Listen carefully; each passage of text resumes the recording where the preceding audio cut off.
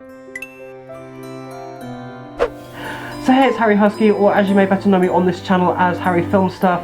So this is just me coming at you with the annual Christmas video.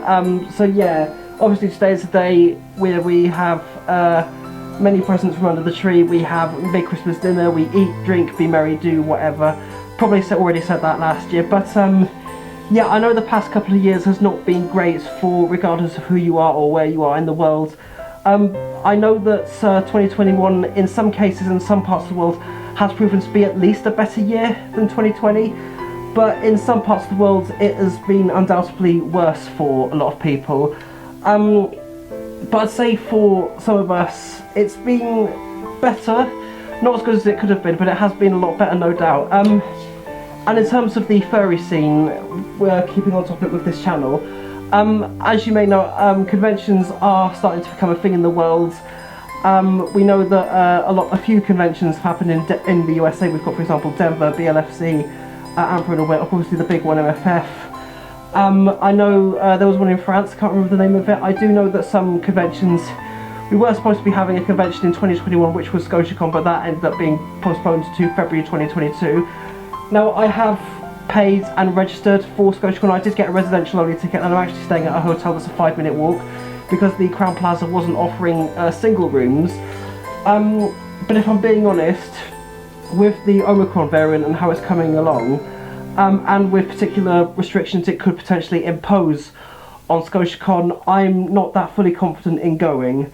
And I'm due to confirm this yet, but I could potentially be selling both my ScotiaCon ticket and my hotel room, which is only just a 5-minute walk from the main hotel, which is the Crown Plaza.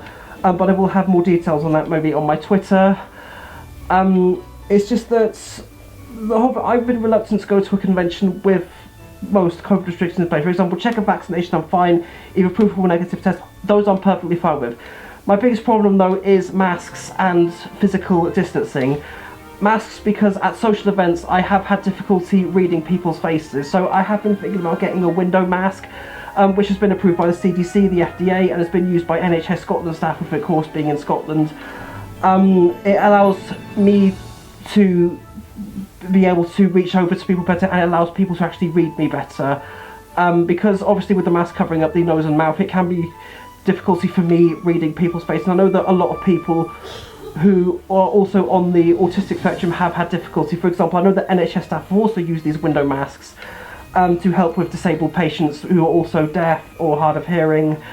And yeah, and the other problem is with physical distancing. I did do one event where that was in place, and it was very nerve-wracking, and it felt like we were walking on thin ice the whole time, and it really didn't do good for my own anxieties. And it honestly created an absolutely toxic and unpleasant atmosphere in terms of the attendees. I have been yelled at, screamed at, even though I was standing perfectly still where I was. I'd have people come up to me, and they would just... But one person would come up to me breaking the whole 2 metre rule, even if it was just unintentional, and I'd have one other person just come out and start screaming at me and start going off on me. And the worst part about this, there was no one there who would be like, hang on, you can't just be yelling at people this way, you can't be just screaming at people in this way.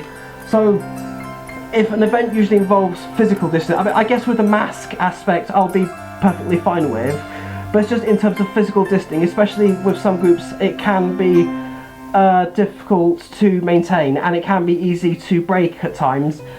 It's just going to put me in a very unpleasant situation, and if any form of physical distancing is enforced at ScotiaCon, I will be left with no other choice than to sell off my ticket. But I am waiting to see if any further updates do come from ScotiaCon, but I just don't think it's going to do good for my anxiety. So if I do end up selling my ticket and my hotel room, keep an eye out on Twitter if you are looking to going, and I'll try and sort you out with all the details if I do end up selling the ticket. But anyway, also in terms of furry events, the only real ones I've done is I've only done a couple of Bristol meets, because it's pretty much my local one. I'm not really living in Bristol, but it is kind of only about a 35-minute drive from where I am.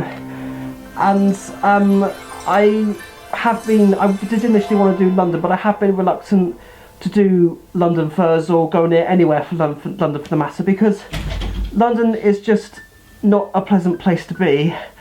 especially during a global pandemic, with some of the images I've seen with the way people have been acting around London during the pandemic. So I'm not going anywhere near London during COVID times, just to keep my own anxieties at bay. But other than that, I don't really have a lot else to touch up on, so I hope you're all having a really good day today, considering the times that Omicron may have put on a lot of people. But I do hope that you can make today the best it can be, like I may have said last Christmas. But this Christmas should be at least going better than it did last year. It will most likely be going for me, of course, and many other people, I'd like to say. But thank you so much for watching, and Merry Christmas, and until the New Year, goodbye. Mwah.